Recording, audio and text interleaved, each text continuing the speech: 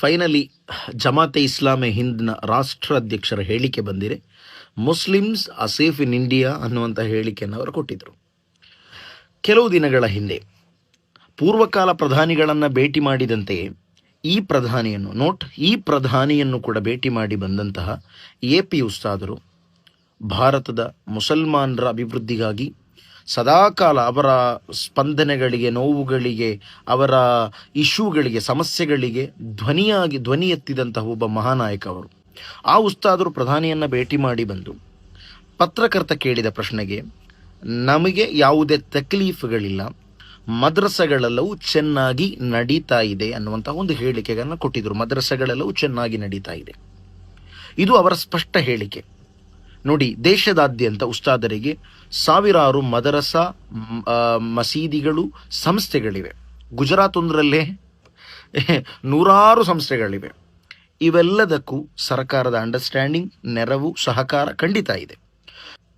ಉಸ್ತಾದರು ನೇತೃತ್ವ ವಹಿಸುವಂತಹ ಸಂಸ್ಥೆ, ಮಸೀದಿ, ಮದ್ರಸೆಗಳಿಗೆ ಯಾವುದಕ್ಕೂ ಕೂಡ ಇದುವರೆಗೂ ಭಯೋತ್ಪಾದನೆ ಅನ್ನುವಂತಹ ಒಂದು ಆರೋಪ ಕೂಡ ಬಂದಿಲ್ಲ. ಅಂತಹ ಒಂದು ವ್ಯವಸ್ಥಿತವಾಗಿ, ಸಿಸ್ಟಮೈಸ್ಡ್ ಆಗಿ, ಸ್ಟ್ರಾಟಜಿಕ್ ಆಗಿ ನಡೆಯುವಂತಹ ಒಂದು ಸಂಸ್ಥೆ ಅದು, ಅಲ್ಹಮ್ದುಲಿಲ್ಲಾ. ಆದರೆ ಉಸ್ತಾದರ ಈ ಹೇಳಿಕೆ ಕೆಲವರಿಗೆ ತಲೆನೋವಾಯಿತು. ನೋಡಿ, ಉಸ್ತಾದರ ಹಿನ್ನೆಲೆ, ಉಸ್ತಾದರ ಸ್ಟ್ರಾಟಜಿ, ಉಸ್ತಾದರ ಪೂರ್ವಕಾಲ ಆ ಚಟುವಟಿಕೆಗಳು, ಶೈಕ್ಷಣಿಕ ಅವರ ಅಭಿವೃದ್ಧಿ ಕಾರ್ಯಗಳು, ಅವರ ನೀತಿ ನಿಲುವುಗಳು, ರಾಜಕೀಯದೊಂದಿಗಿರುವ ಅವರ ಒಂದು ಅಂತರ, ಆ ಒಂದು ಸ್ಪಷ್ಟತೆ, ಇದೆಲ್ಲವೂ ಗೊತ್ತಿಲ್ಲದ ತುಂಬ ಮಂದಿ ಇರಬಹುದು. ಕರ್ನಾಟಕದಲ್ಲಿರಬಹುದು, ಹೊರಗೂ ಇರಬಹುದು.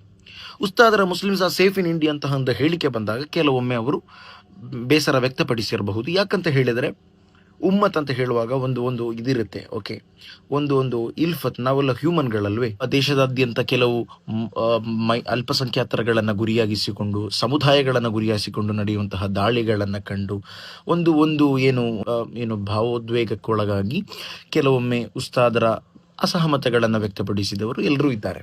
ಆದರೆ ನನ್ನ ಪಾಯಿಂಟ್ ಏನು ಗೊತ್ತಾ, ಉಸ್ತಾದರ ಹಿನ್ನೆಲೆ ಗೊತ್ತಿರುವ, ಉಸ್ತಾದರ ಒಂದು ಬೆಳವಣಿಗೆ ಗೊತ್ತಿರುವಂತಹ, ಸ್ಟ್ರಾಟಜಿ, ಕಾಂಟ್ರಿಬ್ಯೂಷನ್ಸ್ಗಳೆಲ್ಲ ಗೊತ್ತಿರುವಂತಹ ಬ್ಯಾರಿಗಳೆನಿಸಿಕೊಂಡ ಕೆಲವರು ಪತ್ರಕರ್ತರಿದ್ದಾರೆ, ಜಮಾತೆ ಇಸ್ಲಾಮಿಗರಿದ್ದಾರೆ, ಉಸ್ತಾದರೊಂದಿಗೆ ಐಡಿಯಾಲಜಿಕಾಗಿ ಡಿಫರ್ ಆಗಿರುವಂತಹ ತುಂಬ ಮಂದಿ ಇದ್ದಾರೆ. ಅದರಲ್ಲಿ ಒಬ್ಬರು ಪತ್ರಕರ್ತರು ಅವರೊಂದು ಸಾಟೈರ್ ಪೋಸ್ಟ್, ವ್ಯಂಗ್ಯ ಪೋಸ್ಟ್ ಮಾಡಿದರು.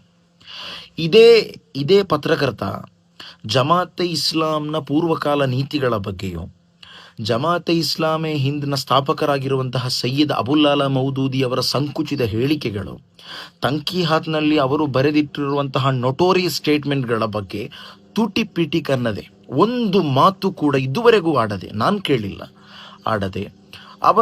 ಅವರ ವಲಯಗಳಲ್ಲಿ, ಅವರ ಕಾರ್ಯಕ್ರಮಗಳಲ್ಲಿ ಸದಾ ಭಾಗಿಯಾಗಿ ಉಸ್ತಾದರ ಬಗ್ಗೆ ಈ ರೀತಿ ಅವರು ಪೋಸ್ಟ್ ಮಾಡ್ತಾರೆ. ಆದರೆ ಇವರ ಬಗ್ಗೆ, ಈ ಹೇಳಿಕೆ ಬಗ್ಗೆ ಒಂದೇ ಒಂದು ಸ್ಯಾಟೈರ್ ಅವರು ವ್ಯಕ್ತಪಡಿಸಲ್ಲ, ವಿಮರ್ಶಿಸುವುದು ಕೂಡ ಇಲ್ಲ. ಇದಕ್ಕೇನು ಹೇಳಬೇಕು? ಅರಬಿಕ್ನಲ್ಲಿ ಮುನಾಫಿಕ್ ಅಂತ ಹೇಳಬಹುದು. ಓಕೆ, ಇನ್ನು ಜಮಾತೆ ಇಸ್ಲಾಮಿಗಳು ಕೆಲವೊಂದು ಪೋಸ್ಟ್ಗಳು ಸುಬ್ಹಾನಲ್ಲಾ, ಬಳ್ಳಾರಿ ಭಾಗದಿಂದ ಕೆಲವೊಂದು ಪತ್ರಕರ್ತರು, ಬರಹಗಾರರು ಏನೇನೆಲ್ಲ ಪೋಸ್ಟ್ ಮಾಡಿದ್ರು. ಈಗ ಮಾಡೋಕ್ಕಾಗತ್ತಾ? ಜಮಾತೆ ಇಸ್ಲಾಮಿ ಹಿಂದಿನ ಬಗ್ಗೆ ನಿಮಗೆ ಎಷ್ಟು ಐಡಿಯಾ ಇದೆ? ಸಯ್ಯದ್ ಅಬುಲ್-ಅಲಾ ಮೌದೂದಿ ಅವರ ತಂಕೀಹಾತ್ಗಳ ಬಗ್ಗೆ ನೀವೆಷ್ಟು ಓದಿದ್ದೀರಿ?